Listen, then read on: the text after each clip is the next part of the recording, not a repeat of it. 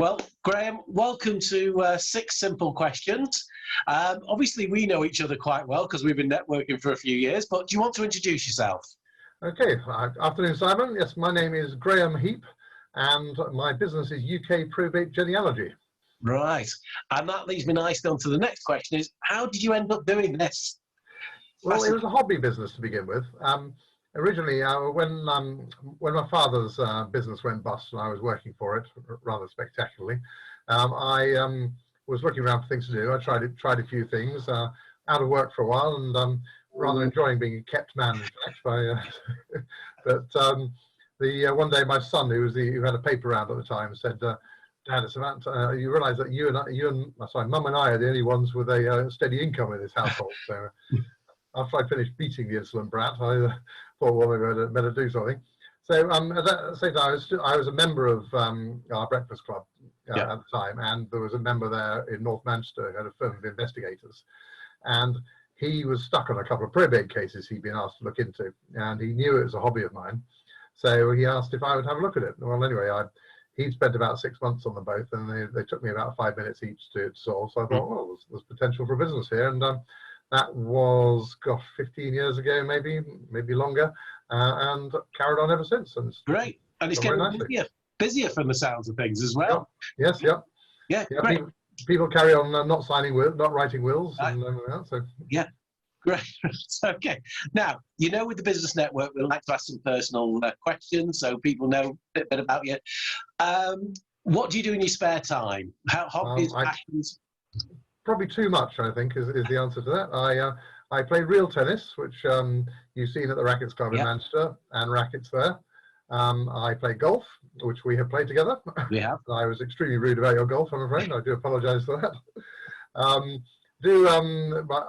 share an allotment with my sister Stella, who you also know, which is good fun. So I like growing vegetables and fruit and vegetables. Penny does the flowers. I do the produce. And I go orienteering quite regularly. So that's especially in winter months. Of course, that's all cancelled at the moment. But the orienteering society are quite good. They've arranged lots of online orienteering. So I won't bother explaining it to you now. No. It's complicated. I do running. I try and run a marathon every other year. Yeah. And just generally keep fit, take lots of exercise. We like to go to the theatre and the cinema and things like that. I like reading.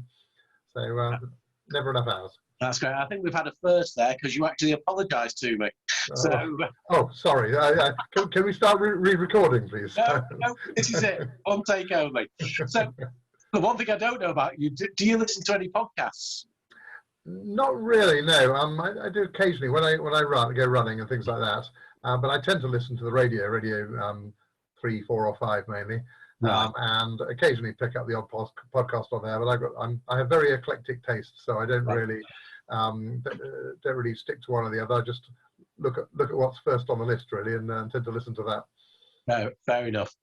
Well, we're all supposed to be reading a bit more now. We're in lockdown. Are you reading anything particular, or anything you like to recommend? I'm reading Ernest Hemingway, book of short stories at the moment, which is very good. I do read a lot. My favourite business book is, books are the ones by Tom Peters. I don't know if you've come across him at all. No. I think he introduced MBWA, Management by Wandering Around, to the world in his book In Search of Excellence. But his best book, I think, is, and it's particularly apt in these times, is his book Thriving on Chaos.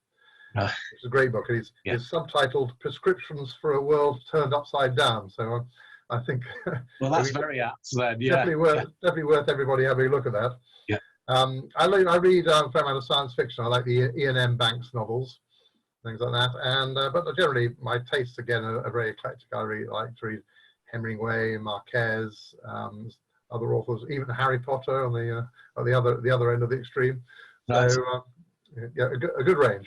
Great. And the final thing is, any words of wisdom whilst we're in lockdown, or generally?